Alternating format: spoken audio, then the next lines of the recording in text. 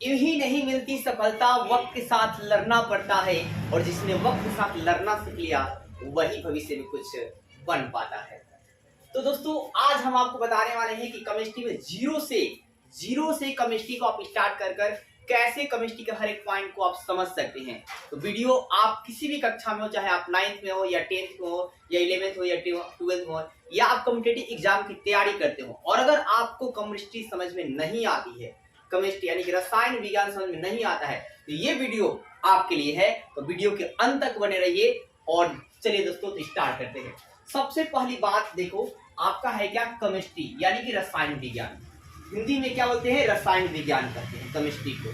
तो सबसे पहली बात आप कहते हैं केमिस्ट्री की जो उत्पत्ति है, केमिस्ट्री शब्द की जो उत्पत्ति है ये आपका मिस्र शब्द से हुआ है। किस शब्द से? मिस्र शब्द से। मिस्र शब्द किससे हुआ है? तो कीमिया से हुआ है। मिस्र शब्द कीमिया से हुआ है। आप इंग्लिश में दोनों लिख सकते हैं, कीमिया से हुआ है। मिस्र शब्द किससे हुआ है? तो कीमिया से हुआ है। कीमिया से हुआ है। और इस कीमिया का मतलब क्या होता है? कीमिया का मतलब क्या होता है? तो आप याद रखना, काली मिट्टी। मिस्र में कीमिया का मतलब क्या है? काली मिट्टी होता है या काली रंग होता है। क्या होता है? काली रंग होता है। तो आपने क्या देखा, केमिस्ट्री की उत्पत्ति जो है मिस्र शब्द के कीमिया से हुई है। किससे हुई है? कीमिया से हुई है। और इसका मतलब क्या होता है? तो काली रंग होता है। इसका मतलब क्या होता है? तो काली रंग होता है। आप याद रखेंगे।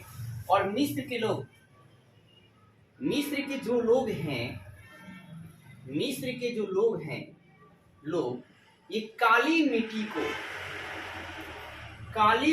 को आप याद रखना क्या कहते हैं? तो केमी कहते हैं। पूछ लेगा पेपर में कि बताइए मिस्र के लोग काली मिट्टी को क्या कहते हैं? तो केमी कहते हैं। क्या कहते हैं जी? तो केमी कहते हैं। मिस्र के लोग जो हैं काली मिट्टी को क्या कहते हैं? केमी कहते हैं। क्या कहते हैं? केमी कहते हैं। और एक और बात आप याद रखना कि प्रारंभ में मतलब स्टार्टिंग में केमिस्ट्री के स्टडी को क्या कहा गया? तो केमिस्ट्री कहा गया। यानी कि प्रारंभ में रसायन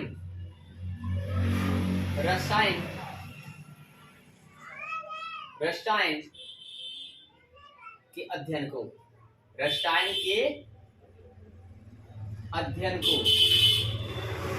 क्या कहा गया?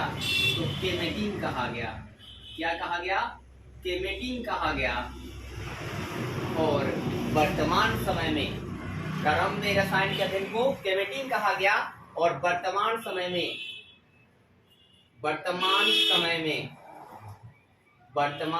में ठीक है, या आगे चलकर या बाद में भी आप देख सकते हो कि बाद में इसी रसायन के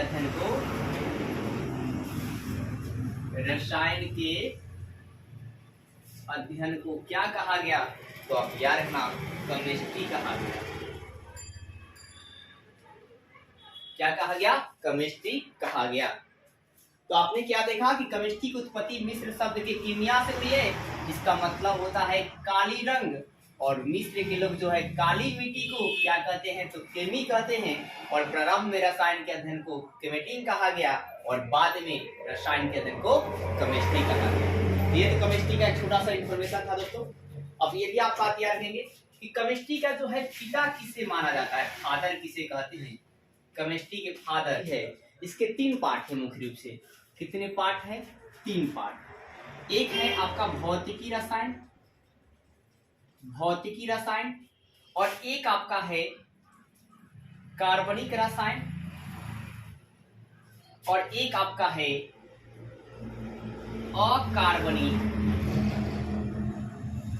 अकार्बनिक रसायन। तो आपने देखा क्या केमिस्ट्री के कितने भाग हैं? तो एक भौतिकी रसायन विज्ञान, कार्बनिक रसायन विज्ञान और अकार्बनिक रसायन विज्ञान। यानी कि आप इंग्लिश में लिखेंगे तो आपका एक आपका फिजिकल केमिस्ट्री हो जाएगा। क्या हो जाएगा? फिजिकल केमिस्ट्री, इसका ऑर्गेनिक केमिस्ट्री, और इसका क्या होगा दोस्तों? Inorganic chemistry. तीनों को बारीकी में समझ लेते हैं। कि फिजिकल केमिस्ट्री में क्या स्टडी करेंगे। तो फिजिकल केमिस्ट्री में हम ये पढ़ते हैं कि रिएक्शन कैसे होता है, रिएक्शन कैसे होती है, मतलब जब कोई पदार्थ आप मिला देते हैं तो दूसरा पदार्थ बन जाता है, ये सारी घटनाएं कैसे होती है। तो रिएक्शन पढ़ते हैं और इक्वेशन पढ़ते हैं। क्या पढ़ते हैं? रिएक्शन एंड इक्वेशन पढ़ते हैं। तो हम लोग भौतिकी केमिस्ट्री में क्या पढ़ेंगे? तत्वों का जो होते हैं उसके रिएक्शन और आपके है क्या इक्वेशन को पढ़ते हैं। ऑर्गेनिक केमिस्ट्री में क्या बोलते हैं? तो कार्बनिक यौगिक के बारे में पढ़ते हैं। ऑर्गेनिक केमिस्ट्री में क्या पढ़ते हैं? कार्बनिक यौगिक। इसके बारे में स्टडी करते हैं, कार्बनिक यौगिक का स्टडी किया जाता है। जैसे उदाहरण में अगर आप बात करें, इसमें आप बहुत सारे अभिक्रिया के बात कर सकते, संयोजन अभिक्रिया, जैसे संयोजन अभिक्रिया, संयोजन मतलब जुड़ना, दो को मिला देंगे, वियोजन अभिक्रिया मतलब टूटना, ये सब आप पढ़ेंगे। और कार्बनिक रसायन में आपका है क्या? कार्बनिक यौगिक के बारे में पढ़ेंगे, कार्बन के बारे में पढ़ेंगे। जैसे आप मेथेन के बारे में पढ़िएगा, एथेन के बारे में पढ़िएगा, ठीक है। ये सारी बातें जो है कार्बनिक यौगिक में पढ़ते हैं आप। और अकार्बनिक यौगिक में आपका होगा क्या? जिसमें मतलब वैसा कोई यौगिक होगा जिसमें कार्बन के अलावा, कार्बन की उपस्थिति नहीं हो, दूसरे तत्वों का उपस्थिति को हम अध्ययन करेंगे, उसे कहा जाएगा अकार्बनिक रसायन। यानी कि उन पदार्थों का इसमें स्टडी किया जाएगा जिसमें आपका है क्या? कार्बन नहीं होता है। यानी कि जिस यौगिक में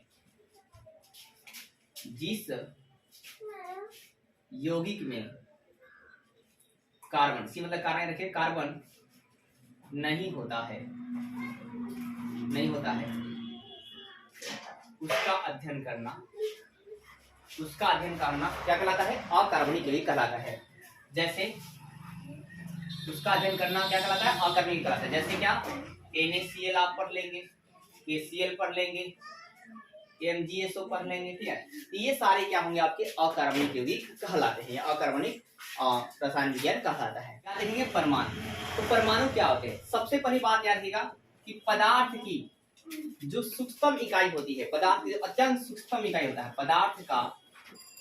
पदार्थ की अत्यंत सूक्ष्म इकाई मतलब छोटे इकाई को ही परमाणु कहते हैं, स्मॉलेस्ट पार्ट को। तो पदार्थ के अत्यंत स्मॉलेस्ट, अत्यंत सूक्ष्म इकाई को, क्या कहते हैं? तो परमाणु कहते हैं। क्या कहते हैं? परमाणु कहते हैं। और ये बात सबसे पहले कौन कहे थे? तो आप याद रखना, तो हमारे कनाद जी कहे थे। कौन कहते हैं? भारतीय महर्षि वैज्ञानिक, आप महर्षि ऋषि बोल सकते हैं, महर्षि कनाद जी कहते हैं। कौन कहते हैं? महर्षि कनाद। और इसी बात को आगे चलकर परमाणु को डाल्टन ने बता दिया, ठीक है। इसके बाद आप याद रखेंगे, पदार्थ की बात है क्या कि पदार्थ की कितनी अवस्था होती है। ये छोटा सा परमाणु का डिफिनेशन हो गया। पदार्थ का अत्यंत सूक्ष्म इकाई को परमाणु कहा जाता है। और पदार्थ की अवस्था कितनी होती है? आप ये याद रखना, पदार्थ की अवस्था। तो पदार्थ की अवस्था जनरली 5 होती है। कितनी होती है? 5 होती है। पहला आप देख लीजिए क्या है? सॉलिड यानी कि ठोस या सॉलिड, ठीक है। तो पदार्थ की अवस्था क्या है? ठोस है। अब ठोस किसे कहते हैं? तो जिसका भाई साहब देखो, जिसका क्या होगा? आकार और आयतन, आकार और क्या होगा? आयतन दोनों निश्चित होगा, दोनों क्या होगा? निश्चित होगा, उसे हम लोग ठोस कहेंगे। जिसका आकार और आयतन दोनों क्या होगा? निश्चित होगा, उसे क्या बोलेंगे? ठोस। मतलब आप समझ लीजिए, ठोस के जो कण होते हैं ना, बहुत पास होते हैं। ठोस के कण क्या होते हैं? बहुत ही क्या होते हैं? पास उन्हें हम लोग सॉलिड का। लिक्विड किसे कहेंगे? तो देखिए दोस्तों, है क्या कि जिसका आकार और आयतन, जिसका आकार और ये क्या हो गया? आयतन। तो इसका आकार क्या होता है? अनिश्चित। आकार क्या होगा? अनिश्चित। और आयतन क्या होगा? निश्चित। आयतन क्या होगा? निश्चित। तो उसे हम लोग द्रव कहेंगे। मतलब जिस पदार्थ का आकार अनिश्चित और आयतन क्या होती है? निश्चित, उसे हम कहेंगे द्रव। जैसे देखिए भाई साहब, अगर उससे मतलब 1 गिलास पानी है या 1 लीटर पानी है, 1 लीटर पानी है और ये गिलास में भरा हुआ है, तो ये 1 लीटर गिलास के आकार का होगा। किस आकार का होगा? गिलास का आकार का, लेकिन 1 लीटर जाएगा। इसी 1 गिलास पानी को अगर हम एक बाल्टी में डालते हैं, एक टब में डालते हैं, तो अब ये पानी का शेप क्या होगा? इधर ऐसा शेप हो जाएगा, लेकिन पानी कितना रहेगा? 1 ही लीटर रहेगा। पानी तो 1 लीटर रहेगा, मतलब आयतन जो है लीटर में आयतन को मापते हैं, 1 लीटर ही आपका आयतन रहेगा, लेकिन आकार क्या होगा, बदल जाएगा। फिर अगर आप पानी को दूसरे जगह से नीचे गिरा देते हैं तो पानी क्या होगा, फैल जाएगी, और इस तरह आप बोल सकते हैं उसका आकार क्या होता है, अनिश्चित होता है। द्रव का आकार क्या होता है, अनिश्चित होता है, याद रहेंगे आपको। और आयतन क्या होता है, निश्चित होता है। तो अगर आप उसे बोतल में ढालेंगे, बोतल लोटा में ढालेंगे तो लोटा का साइज कम हो जाएगा, पानी उस शेप में वो क्या होगा, समाहित हो जाएगा। दूसरी बात याद रखेंगे कि जो द्रव के कण होते हैं वो ठोस से थोड़ा दूर होते हैं, ठोस में क्या होते हैं, दूर होते हैं। अब तीसरी बात समझ लीजिए, क्या गैस। तो गैस की बात करें हम, तो गैस में आपका है क्या कि जिसका आकार और आयतन, आकार और आयतन दोनों ही क्या होता है, दोनों ही क्या होता है, अनिश्चित होता है। जिसका आकार और आयतन क्या होगा, दोनों ही क्या होगा, अनिश्चित होता है, उससे हम लोग क्या कहते हैं, गैस। और गैस के जो कण होते हैं बहुत दूर दूर होते हैं। प्लाज्मा कहाँ पाया जाता है, सबसे पहली बात तारों के शहर में, मतलब तारों के बीच पाया जाता है। प्लाज्मा कहाँ पाया जाता है, तारों के शहर में पाया जाता है, तारों के बीच मतलब सूर्य के पास पाया जाएगा। अब ये प्लाज्मा जो है कैसे बनता है, तो आप याद रखना, गैसों के निआयनीकरण से, गैसों के किससे बनता है, निआयनीकरण से बनता है। प्लाज्मा कैसे बनता है, तो गैसों के निआयनीकरण से बनता है। फिर पदार्थ की जो पांचवी अवस्था है वो आपका क्या है, बीईसी, बोस-आइंस्टाइन कंडेंसर। तो बीईसी की बात करें तो सबसे पहली बात क्या, यहाँ पर एक वर्ड क्या है, बोस, क्या है, बोस। तो बोस और यहाँ पे एक आइंस्टीन, यानी दो साइंटिस्टों का इसमें नाम जो है जुड़ा हुआ है। तो इसकी बात आप करेंगे कि मतलब एक हिग्स बोसान कण था, हिग्स बोसान कण की जो खोज है वो कौन किए थे, तो हमारे भारतीय वैज्ञानिक सत्येंद्र नाथ बोस किए थे। कौन किए थे, हिग्स बोसान कण जो है, हिग्स बोसान कण जिसे गॉड पार्टिकल भी कहते हैं, गॉड पार्टिकल यानी ईश्वरीय कण। तो हिग्स बोसान कण या गॉड पार्टिकल या ईश्वरीय कण की खोज कौन किए थे, सत्येंद्र नाथ बोस किए थे। और इसके ही मदद से क्या किया था, बीईसी को तैयार किया गया था। इसलिए पूरा नाम क्या पड़ गया, बोस-आइंस्टाइन कंडेंसर।